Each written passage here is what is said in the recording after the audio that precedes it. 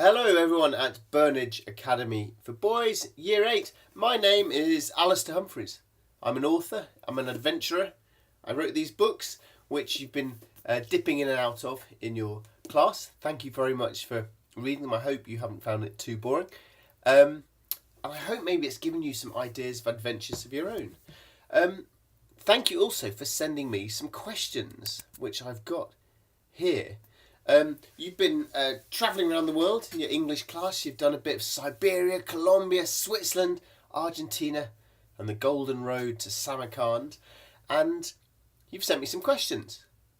Thank you very much. Right, I haven't looked at them, so these are going to be a surprise for me as well. What was worse, minus 40 degrees or plus 40 degrees? Oof. What was worse? I think very cold or very hot. I think the worst is the one that you are experiencing right now. So when you're boiling hot, you think, oh, I just want to lie in some snow and it'll be great. And when you're freezing, you think, oh, what's all the complaining about being too hot in a desert? So yeah, I think that's my answer. But if I had to choose one, I actually think that minus 40 is worse than plus 40. Plus 40, we all know what it's like to be boiling, horrible hot. But minus 40, you start to feel this fear gripping you that the situation could get out of hand quite quickly. And that if you're not really on top of your game and concentrating, then you're not very far off from frostbite. Your fingers getting so numb that you can't then put up your tent. You can't put up your tent. You can't get in it to warm up. Hypothermia comes and quickly things can go very, very badly wrong. So yeah, minus 40 I think is worse.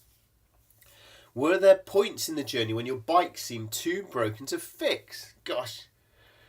Well, first of all, let me say I'm rubbish at fixing bikes. So for 3 years travelling around the world, I took with me a little book on how to fix your bike. And I carried it for 3 years until I finally felt confident that I could fix everything and didn't need the repair guide anymore. But a repair guide doesn't help much when your frame snaps in the desert in Sudan. I had to find some guy with a welding torch to fix it. In Siberia, basically the gears and the back wheel just completely broke, and I was probably 2,000, 3,000, 4,000 miles from the nearest decent bike shop, so I had to try and get a piece shipped out from England. That was an absolute nightmare. Actually, my poor mum was in charge of trying to get it shipped, and she still stresses about it now. Whenever she sees a FedEx van driving around, she goes, oh, do you remember trying to get that piece out to Russia? Sorry, I've got a cold. Sorry. Other breakages. I snapped the rack on the front of the bike. Had to fix it with a spoon. My wheel broke in Romania, and I had to try and fix it in some shepherd's hut with some random old shepherd looking at me like I was a total weirdo, but he kindly helped me shelter. So yeah, I had lots of bike problems, and often the wheels were all buckled and wobbly. The tyres were so worn that you could see the inner tube through them, so I was often really rattling along, desperate to find a bike shop.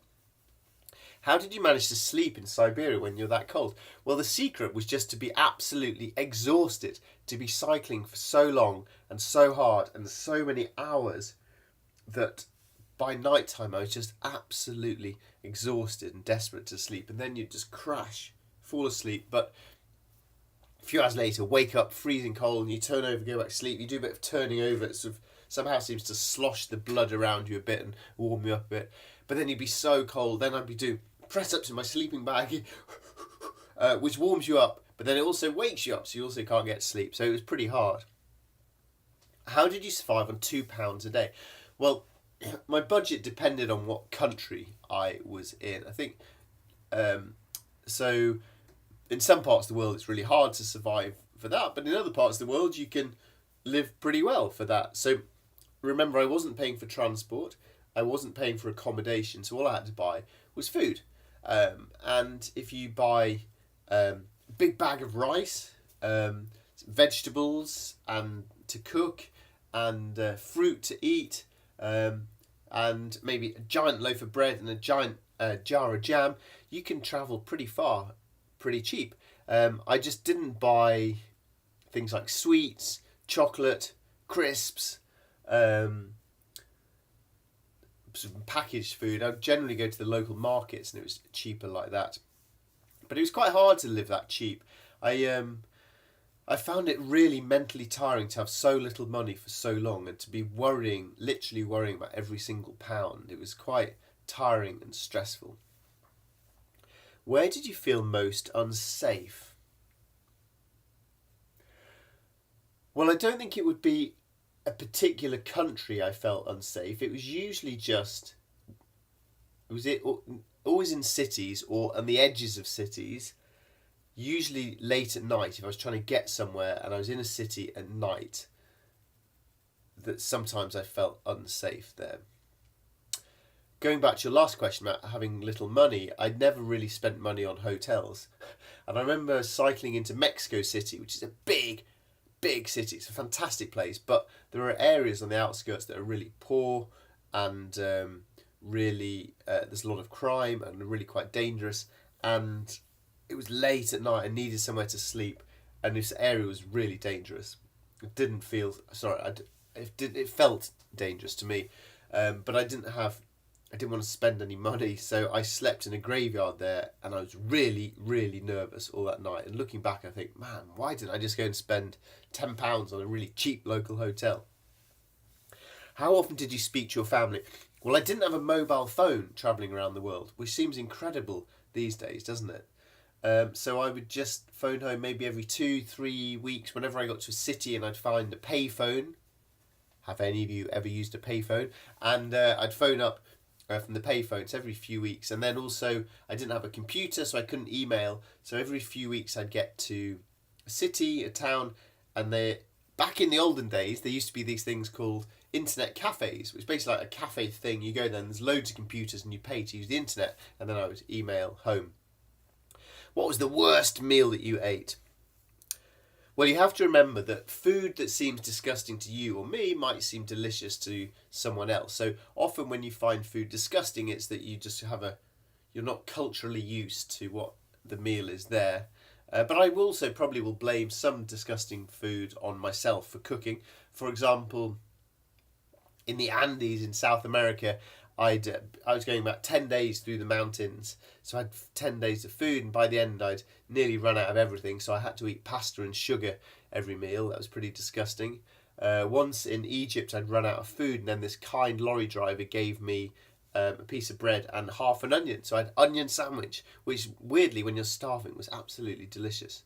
So generally I remember food being delicious just because I was constantly hungry from having cycled so much. If you do loads and loads and loads of exercise, then you get this great appetite and it feels really good and healthy. Right, thank you to Miss Seaton for sending me those questions, and thank you to you guys for reading my book and for sending me those questions. And I hope it might have encouraged you to read some more books about adventures and hopefully get you dreaming about adventures of your own. Thanks very much, everyone. Bye-bye.